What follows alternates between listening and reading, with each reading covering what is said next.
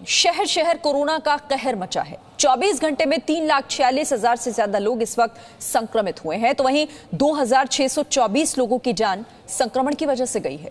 हालांकि इस दौरान 2,19,000 से ज्यादा लोग इलाज के बाद ठीक भी हुए हैं और इस दौरान 29 लाख से ज्यादा लोगों को वैक्सीन भी दी गई है। लेकिन इन सबके बीच लोगों का असमंजस ये है कि आखिर वो कैसे वक्त रहते संक्रमण को पहचाने। सवाल यह है कि क्या हर बुखार कोरोना संक्रमण है? क्या सर्दी जुकाम हो जाने का मतलब ये माना जाए कि आप कोरोना से संक्रमित हो गए हैं?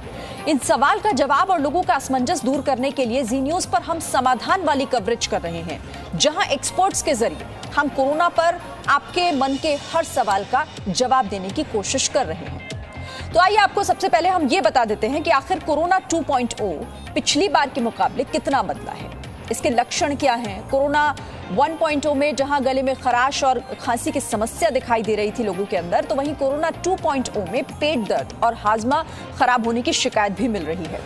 कोरोना 1.0 में बिना सांस फूले बुखार आ रहा था, तो वहीं इस बार डायरिया के साथ लोगों को उल्टियों की भी शिकायत है। पिछली बार बुखार के साथ बदन दर्द की शिकायत थी, तो इस बार भूख ना लगना, कमजोरी की समस्या हो जाना कोरोना मरीजों में आम बात हो रही है। कोरोना 1.0 में लोगों को सांस लेने में दिक्कत और थकान महसूस हो रही थी, इस बार आंख में पानी आना और धुंधलापन भी देखने को मिल रहा है। तो ये 2.0 और 1.0 आप उसका फर्क समझ सकते हैं, क्योंकि इस बार जब ये दूसरी लहर आई है तो ये और भी ज्यादा खतरनाक है। और इस तरीके से देखिए, हम लगातार कोशिश ये कर रहे हैं कि हम आपको समझाएं, आपके मन के सवालों को अपने एक्सपर्ट्स के जरिए आप तक उनका जवाब पहुंचाएं। मेरे साथ कुछ खास मेहमान जुड़ेंगे, लेकिन फिलहाल मेरे साथ डॉक्टर रवि मलिक, जो कि पूर्व संयुक्त सचिव हैं आईएमए के, हमारे साथ जुड़ गए हैं। बहुत स्वागत है आपका डॉक्टर रवि। मैं सबसे पहले तो आपसे यही समझना चाहूंगी कि आप लोगों के मन का ये असमंजस दूर कीजिए कि आखिर 1.0 और 2.0 फर्क क्या है, नए लक्षण क्या है और ये कितना खतरनाक इस बार बनकर आया है सामने कोरोना वायरस। देखिए, सबसे पहले तो मैं ये बताऊं कि सर्टेन गाइडलाइंस अब इशू हुई हैं। हमारे को पेशेंट्स को सेगमेंट करना पड़ेगा। पहले तो हमारे को उन पेशेंट्स को सेगमेंट करना पड़ेगा जिनकी ऑक्सीजन लेवल बिल्कुल ठीक चल रही है, जिनके हाई रिस्क फैक्टर्स नहीं है, ताकि वो बार बार अस्पताल में ना जाए, बार बार टेस्ट ना कराएं और उसके ऊपर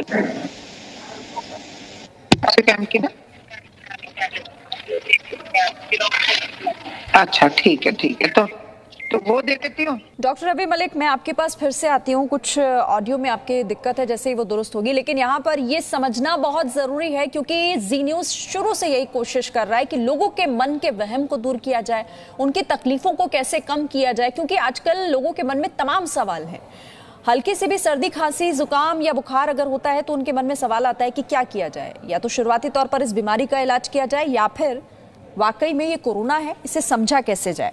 ठीक है, मेरे साथ Rajiv Gandhi super speciality hospital के डायरेक्टर डॉक्टर BL शेरवाल भी हमारे साथ जुड़ गए। स्वागत है डॉक्टर शेरवाल आपका। डॉक्टर शेरवाल, आप कैसे समझाएंगे ये कितना खतरनाक है, ये दूसरी लहर जिसे हम कोरोना 2.0 कह रहे हैं, और इसके नए लक्षण क्या हैं, कैसे पहचाने? एक तो जो सबसे बड़ी प्रॉब्लम इसमें आ रही है वो है कि सडन डेवलपमेंट होती है और किसी को फीवर हो रहा है, किसी को फीवर नहीं हो रहा है, किसी को RT-PCR नेगेटिव है, बट सिम्टम्स मिले जुले आते हैं, चाहे वो डायरिया हो, चाहे किसी को बुखार हो, या किसी को स्नीजिंग हो, किसी को टायर्डनेस हो। डिफरेंट तरह के जो है वो लक्षण इसमें आ रहे हैं। जो एक परेशानी की बात है, डायरेक्टली जब पिछली बार था कि अगर ये वाले लक्षण है तो इसको इन्फ्लुएंजा कहेंगे, ये वाला है तो ये हमारे कोविड के वो हैं। लेकिन इस बार जो है, क्योंकि almost every organ is involve, चाहे वो आइज हो, चाहे वो नर्वस सिस्टम हो, चाहे वो GIT सिस्टम हो, चाहे वो पल्मोनरी सिस्टम हो, so every system is involve. So that is why mixture of जो सिम्टम है वो है। और एक प्रॉब्लम आ रही है कि सडनली जो होम आइसोलेशन वाले पेशेंट्स है, they are showing sudden deterioration after 7-8 days of home isolation. They are maintaining their saturation very well, but suddenly it goes down, and then they are coming to the hospital, and sometimes they are even negative. So that is the new things, and it is really becoming difficult to manage, and load has increased on the hospitals because most of the patients are coming sick. So that is why requirement for the oxygen and all hospital consumable has increased. ठीक है, और यही क्योंकि यही सवाल लोगों के मन में भी उठ रहा है। डॉक्टर मलिक भी मेरे साथ हैं। डॉक्टर रवि मलिक, कैसे पहचाने, क्योंकि जब मौसम आमतौर पर जब बदलता है तो लोगों को सर्दी खांसी जुकाम की परेशानी बहुत आम हो जाती है। हर दूसरे तीसरे शख्स में हम देखते हैं कि इस तरह के लक्षण उभर रहे हैं, लेकिन अब तो कोरोना काल चल रहा है, इसको कैसे पहचाने कि ये आम नहीं है? देखिए, इसके लिए सबसे इंपॉर्टेंट चीज है, जैसे आपने पहले पूछा कोरोना 1.0 एंड 2.0। 1.0 कोरोना वो था जो क्लासिकल कोरोना था, जो पिछली बार वेव आई थी, और 2.0 वो है जो इस वक्त चल रही है। अब ये देखा गया है कि जो 2.0 कोरोना है ये थोड़ा ज्यादा इन्फेक्शियस है, इसके सिम्टम्स थोड़े ज्यादा डिफरेंट है। इनके सिम्टम्स में diarrhoea, pain in the abdomen, joint pains, body aches, tiredness, ये सब सिम्टम्स थोड़े ज्यादा आ रहे हैं कोरोना 2 में। और ये भी देखा गया कि कोरोना 2 इज मोर इन्फेक्शियस। मैं ये बताना चाहूंगा कि आमतौर पे काफी ज्यादा इस वक्त जुकाम खांसी because of change off season भी चल रहा है, लेकिन जिस तरह से दिल्ली में हालात हैं या जहां पर बहुत ज्यादा कोरोना फैला हुआ है, जैसे दिल्ली के अंदर अभी पॉजिटिविटी रेट 35% है, यानी अगर आप 100 लोगों को टेस्ट कराएंगे तो 35 का पॉजिटिव आएगा। वहां पर अगर किसी भी व्यक्ति को फीवर के साथ सिम्टम्स होते हैं तो आप तुरंत टेस्ट करा के पहले ये पता कीजिए आपको कोरोना है या नहीं है। उसके बाद में अगर आपको कोई भी कंफ्यूजन है तो अपने हेल्थ केयर वर्कर की राय लीजिए। मैं आपको बता दूं, जितनी पीछे डेथ्स हुई हैं, 60 से 70% डेथ्स प्रिवेंट हो सकती थी अगर समय रहते वो हॉस्पिटल में आ जाते या समय रहते अपने वार्निंग साइंस को पहचान के आ जाते। एक चीज मैं और बताना चाहूंगा, इस वक्त हमारा मुद्दा है कि डेथ्स को कम करें।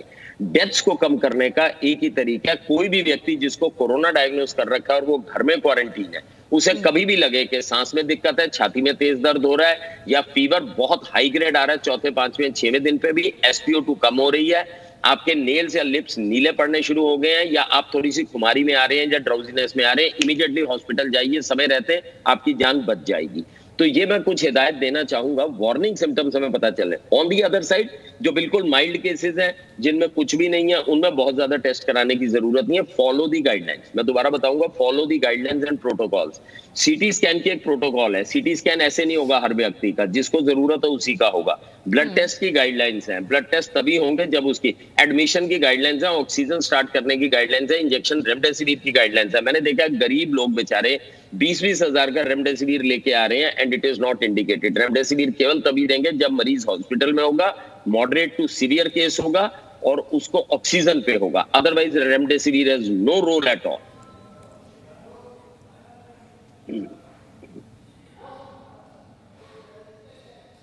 ठीक है डॉक्टर, और आप जिस तरह से बात कर रहे थे कि यहाँ पर ये समझना होगा कि हमारे अंदर वो कौन से सिम्टम्स उभर रहे हैं जिससे हमें लगे कि अस्पताल हमें जाना चाहिए। डॉक्टर शेरवाल, मैं ये आपसे सवाल करती हूँ कि आखिर वो कौन सी कंडीशन है किसी भी पेशेंट के अंदर, या फिर कोई ये कैसे पहचाने कि अब अस्पताल जाने की जरूरत है अगर वो होम आइसोलेशन में है तो? एक तो देखिए, सबसे पहला इंडिकेशन है फीवर। अगर जैसे कॉन्टिन्यूसली हाई ग्रेड फीवर है, कम नहीं आ रहा है, और ब्रेथलेसनेस परसिस्टेंट कर रही है, रेस्पिरेटरी रेट ज़्यादा है 24 से या बल्कि 30 तक कईयों को होता है, उससे ज़्यादा भी हो सकता है। तो साथ में जब ऑक्सीजन सैचुरेशन, पल्स ऑक्सीमीटर सभी के पास आज की डेट में एडवाइज किया जाता है, जब भी अब कोविड या कोविड के लक्षण हैं तो पल्स ऑक्सीमीटर एक छोटी सी बड़ी सस्ती डिवाइस है जो घर पे रखें, उसका सैचुरेशन देखते रहें। आमतौर पर हम कहते हैं 94 या उससे ऊपर अगर है तो कोई चिंता की बात नहीं है, लेकिन अगर वो 90 तक आता है तो आप उसको अंडर ऑब्जर्वेशन रखें। लेकिन जैसे 90 या 90 से नीचे आने लगता है तो इसका मतलब है आपको अस्पताल की ज़रूरत है और तुरंत आपको हॉस्पिटल जाना चाहिए। ठीक है, यानी कि ये वो कंडीशन है जिसमें आपको बिल्कुल भी लापरवाही नहीं बरतनी और कोशिश ये करनी चाहिए। अच्छा डॉक्टर मलिक, हम कई ऐसे भी लोगों को देख रहे हैं जिनके अंदर लक्षण हैं लेकिन एंटीजन टेस्ट नेगेटिव आता है, फिर उसके बाद RT-PCR की रिपोर्ट आती है वो भी नेगेटिव, लेकिन फिर भी वो लक्षण महसूस हो रहे हैं अपनी बॉडी के अंदर। ऐसी कंडीशन में क्या करें? क्योंकि मैं कोविड का अस्पताल चलाता हूं तो मैं इसमें 2-3 चीजें लोगों की दूर कर दूं। नंबर 1, अगर आपका RAT यानी रैट यानी कि रैपिड एंटीजन टेस्ट पॉजिटिव आता है, आपको RT-PCR कराने की जरूरत नहीं है, आपको कोविड है। अगर वो नेगेटिव आता है तो आप आरटीपीसीआर कराएंगे, और अगर आरटीपीसीआर पॉजिटिव आ गया तो क्लियर हो गया आपको कोविड है, दूसरा आरटीपीसीआर नहीं कराना। अगर दोनों टेस्ट नेगेटिव हैं, उसके बाद भी आपको सिम्टम्स चल रहे हैं या आपकी SpO2 डाउन हो रही है, हम सीटी स्कैन कराते हैं। CT scan is the confirmatory investigation for Covid. बहुत मरीजों में देखा गया रैट नेगेटिव है, आरटीपीसीआर नेगेटिव है, सिम्टम्स चल रहे हैं, हम सीटी स्कैन कराते हैं, उसमें कोविड आ जाता है। तो ये प्रोटोकॉल इस तरह से है। अक्सर ये देखा गया लोग जो है इन प्रोटोकॉल्स को लांघते जाते हैं। रेड पॉजिटिव आ गया आरटीपीसीआर कराएंगे, वो नेगेटिव आ गया तो रेड कराएंगे, वो आ गया तो फिर दोबारा, और हेल्थ केयर के ऊपर लोड डालते जाते हैं। जहां रेड पॉजिटिव आ गया प्रॉब्लम इज फिनिश्ड। जहां पर as far as diagnosis is concern, जहां आरटीपीसीआर पॉजिटिव आ गया डायग्नोसिस इज मेड, और अगर दोनों नेगेटिव आ गए हम सीटी स्कैन कराएंगे। डॉक्टर्स की प्रोटोकॉल, डॉक्टर्स के साथ आप टेली कंसल्टेशन कीजिए, कहीं पर भी कंफ्यूजन हो अपने आप को गूगल डॉक्टर ना बनाइए। मैं आपको एक चीज और बताऊंगा, बड़े से बड़े अच्छे अच्छे एजुकेटेड लोग भी मैंने देखा 8वें दिन आ रहे हैं, SpO2 उनकी 60 है, गैस्पिंग स्टेट में आ रहे हैं, कर क्या रहे हैं घर पे, दे शुड बी केयरफुल। तो ये जितने मैंने वार्निंग साइंस बताए हैं, जैसे ही आपको वार्निंग साइंस है, कोई भी ऐसा डॉक्टर जो कोविड को के बारे में अच्छे से जानता है, आप उसके टच में आइए, टेली कंसल्टेशन लीजिए, और जैसे वो गाइड करे करिए। बिना बात के हॉस्पिटल भी एडमिट ना होइए, और ऐसा भी ना हो कि बिना बात के आप अपने शरीर को इग्नोर करते रहे कि नहीं नहीं अभी ठीक हो जाएगा, और उसके बाद हॉस्पिटल। एक और मैं हिदायत देना चाहूंगा, बहुत सारे लोग घर में ऑक्सीजन देते हैं। देखिए, घर में ऑक्सीजन दे सकते हैं, बड़ा अच्छा विकल्प है, लेकिन घर में ऑक्सीजन देते हुए आपको यह भी ध्यान रखना है कि अगर पेशेंट डिटीरियोरेट करता है ऑक्सीजन के बाद में, तो उसे तुरंत आईसीयू की जरूरत पड़ सकती है। तो आप बैकअप प्लान भी अपने साथ रखिए कि इन केस पेशेंट डिटीरियोरेट करता है तो हम आगे क्या करें। बहुत यहाँ पर एक इंपॉर्टेंट बात आपने कही कि खुद डॉक्टर ना बने और गूगल को डॉक्टर ना बने। तो कोरोना की दूसरी लहर ने खौफ बढ़ा दिया है। कोरोना 2.0 पहले से ज्यादा खतरनाक है, क्या है इसके लक्षण, ऐसे तमाम तरह के सवाल आपके मन में भी आ रहे होंगे, और इसीलिए जी न्यूज ने यह ठाना है कि आपके सारे सवालों के जवाब आपको सिर्फ यहाँ मिलेंगे। हमारे साथ कई खास मेहमान भी जुड़े हुए हैं। मेरे साथ cancer specialist doctor Anshuman Kumar भी हमारे साथ जुड़ गए। डॉक्टर अंशुमान, बहुत स्वागत है आपका जी न्यूज पर। मैं आपसे ये समझना चाहती हूँ कि आपको क्या लगता है, पिछली बार से ज्यादा इस बार चुनौतियां कितनी ज्यादा हैं, और लोगों को डरने की नहीं बल्कि जागरूक होने की जरूरत है, आप इसे कैसे समझाएंगे? बिल्कुल ठीक बात है कि सबसे पहला मैसेज यही है, पैनिक करने की जरूरत नहीं है। संकट की घड़ी है, संकट की घड़ी आती है, और दोहा भी है, रहमन विपदा हो भली जो थोड़े दिन हो, हित अनहित बा जगत में जानी पड़त सब। तो अभी आपको समझ में आ गया कि जो आपके नेता लोग थे, जो जुमलेबाजी करते थे, वो आपके काम नहीं आ रहे हैं। तो क्या करना है, आपकी अपनी तैयारी करनी है, जागरूक होइए, नए लक्षण को समझिए। जो आपने सवाल पूछा, नए लक्षण में इस बार डायरिया ज्यादा है। दूसरा, वायरस को स्टेल्थी वायरस कहा गया है, मतलब चकमा देने वाला वायरस, जो थ्रोट में जमा हो रहा है और सीधे फेफड़े में एक लक्षण कर रहा है, या पेट में जाके GI सिम्टम्स, मतलब डायरिया, पेट में दर्द या उल्टी की शिकायत। बच्चों में कंजक्टिवाइटिस, आंख लाल हो जाना, इस तरह के लक्षण कर रहा है। बुखार हल्का भी रह रहा है लेकिन सिवियरिटी ज्यादा हो रही है, मतलब RT-PCR टेस्ट नेगेटिव, हल्का बुखार। जब CT स्कैन टेस्ट करें तो कोरैट 5, मतलब पॉजिटिव कोरोना से लंग डैमेज हो चुका है, इस तरह की फाइंडिंग आ रही है।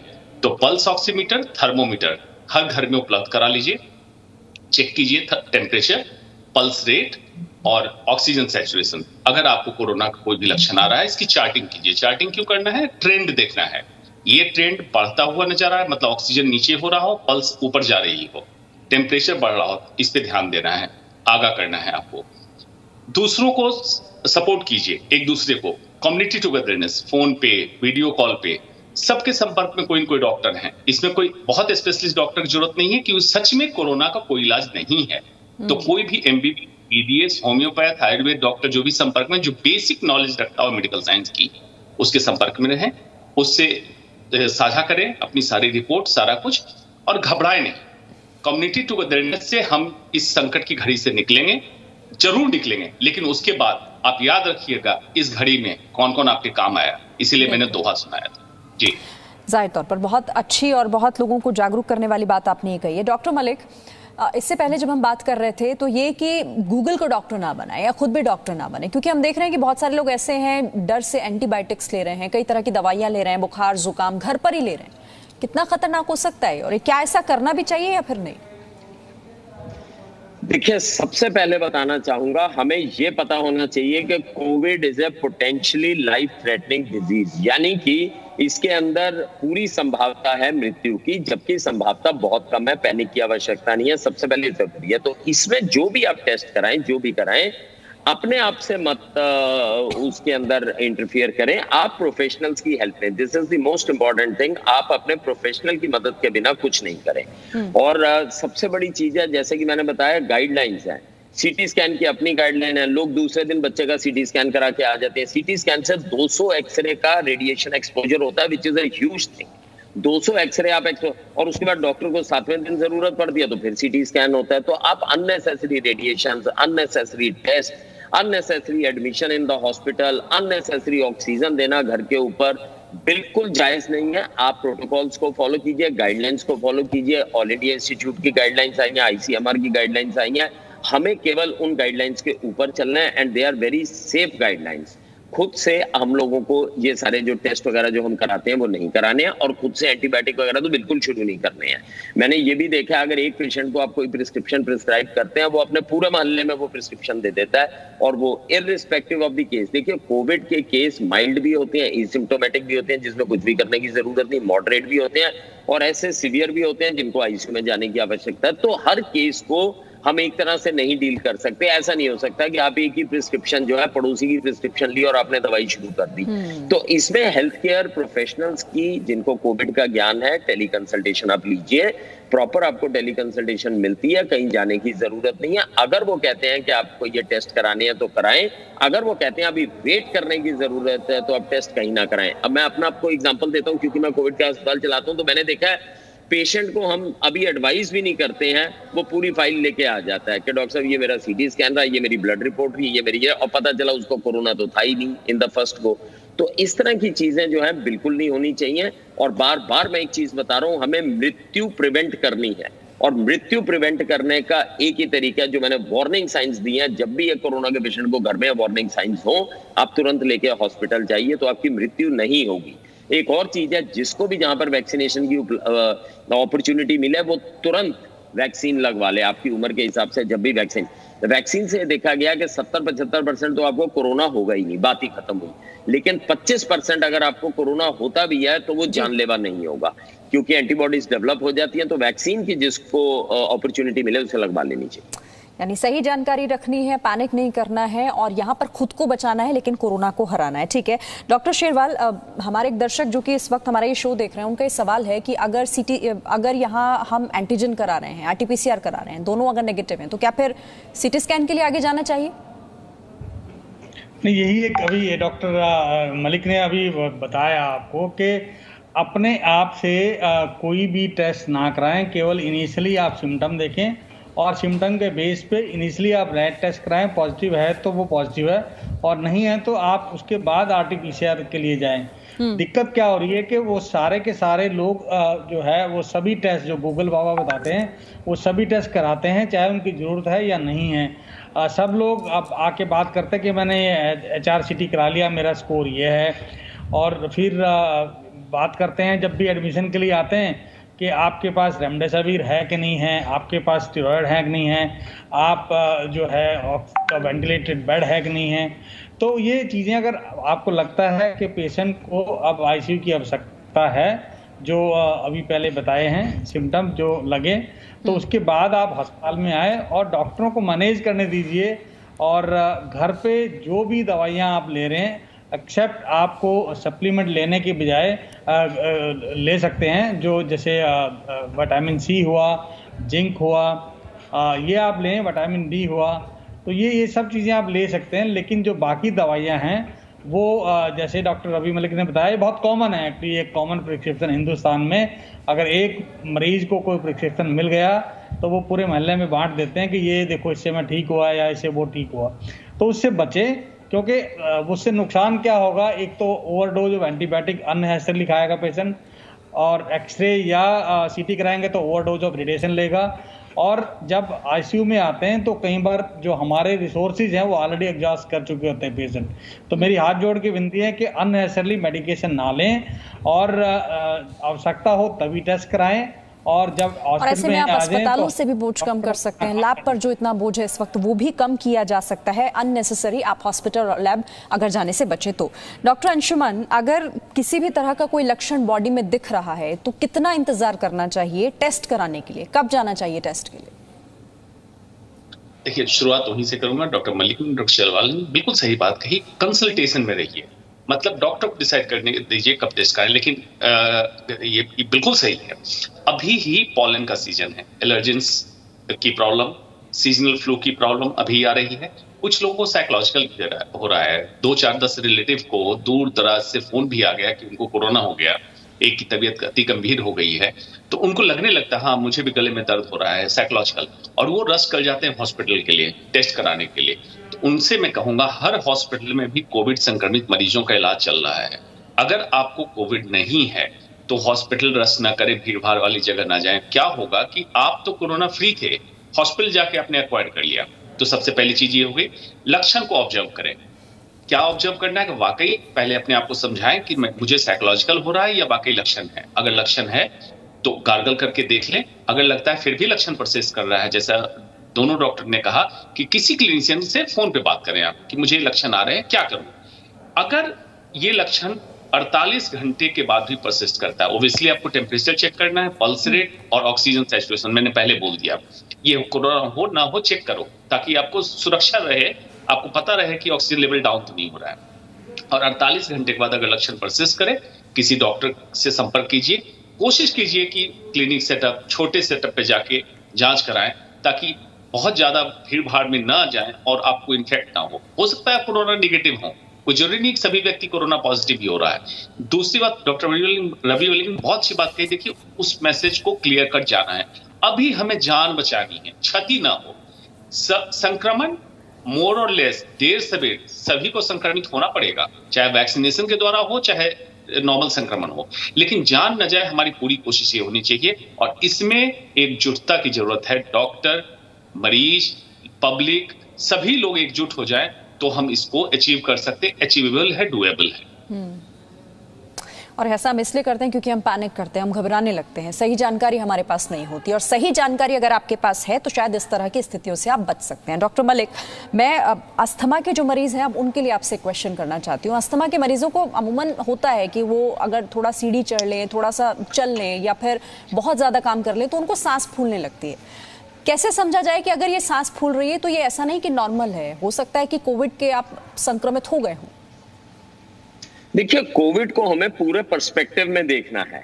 जब आपको सांस चढ़नी शुरू हुई, क्या उससे 1-2 दिन 3 दिन पहले आपको फीवर आना शुरू हुआ, क्या आपको रनिंग नोज शुरू हुई, क्या आपके गले में खराश होनी शुरू हुई?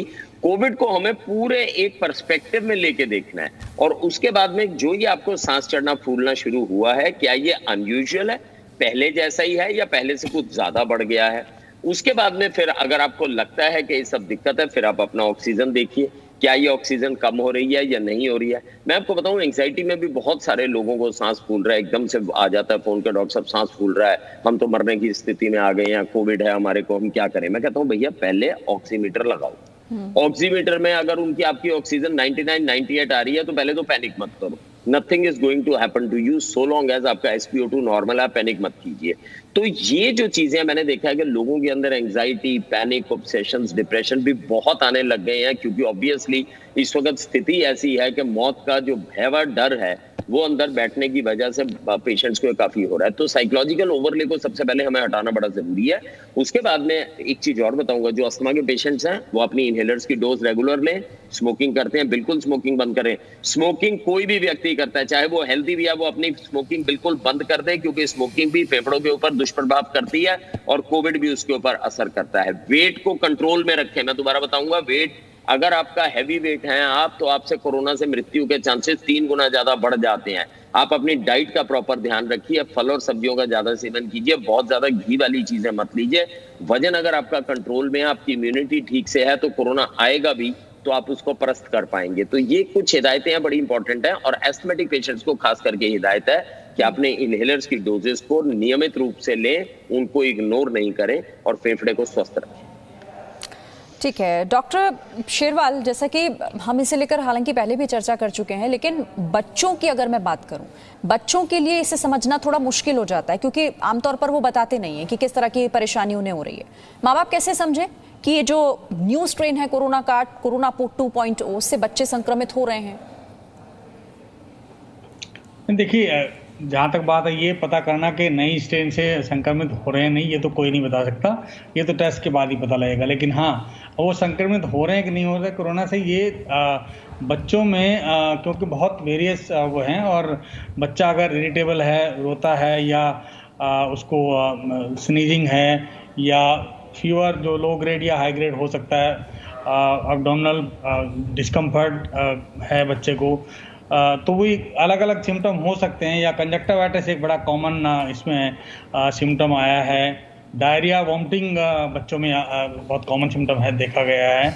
और ये किसी भी उम्र के बच्चे पकड़े जा रहे हैं अभी इसके कारण, तो वो तुरंत जो है डॉक्टर की सलाह लें, और अगर जरूरत पड़े तो हॉस्पिटल विजिट करें, नहीं तो वो घर पे ही मैनेज कर सकते हैं। ठीक है, अब डॉक्टर अंशुमन, बहुत सारे लोग ये भी, क्योंकि मौसम अगर बदलता है तो बुखार हो जाता है लोगों को, क्योंकि वायरल की भी समस्या से कई लोग जूझ रहे हैं, लेकिन अगर बार बार बुखार आ रहा है, चढ़ रहा है, उतर रहा है, लेकिन इसके अलावा कोई और सिम्टम नहीं दिख रहा, तो क्या इसके लिए भी टेस्ट के लिए जाना चाहिए? जी बिल्कुल जाना चाहिए। इसको पैरेक्सिया ऑफ अननोन ऑरिजिन कहते हैं, जिसमें वन ऑफ द रीजन आज की डेट में कोविड भी है। कोविड से मतलब ये है कि हो सकता है कोविड इन्फेक्शन रहा हो, माइल्ड होके चला गया, और उसमें सेकेंडरी इन्फेक्शन हो गया, बैक्टीरियल इन्फेक्शन जिसको कहते हैं, निमोनाइटिस, बेस में, लंग के बेस में कहीं निमोनिया हो गया। एक ही पॉसिबिलिटी, दूसरी पॉसिबिलिटी और भी हो सकती है, जिसमें सीजनल फीवर, डेंगू, मलेरिया। अगर बार बार फीवर आए तो नॉर्मल नहीं है, मतलब बॉडी किसी न किसी चीज को रिएक्ट कर रही है। एक बार फीवर आके चला जाए कोई दिक्कत नहीं है, लेकिन बार बार आने पे आपको जरूर टेस्ट कराना चाहिए। किसी फिजिशियन, किसी डॉक्टर, क्लिनिशियन जो भी आपके पास है, उनसे संपर्क करें और इसकी जांच जरूर करें। पूरी उम्मीद है मुझे आप लोगों ने जितनी भी ये जानकारी दी है, जितनी भी सही जानकारी हमारे दर्शकों को दी है, उनके काम जरूर आएगी। बहरहाल बहुत शुक्रिया आप सभी का हमारे साथ जुड़ने के लिए, इस चर्चा में शामिल होने के लिए, और ये महत्वपूर्ण सवाल थे जो लोगों के मन में आजकल आमतौर पर आ रहे हैं, जिनका जवाब उन्हें जानना बहुत जरूरी था। Presenting B News app available on Google Play and App Store. Download it now.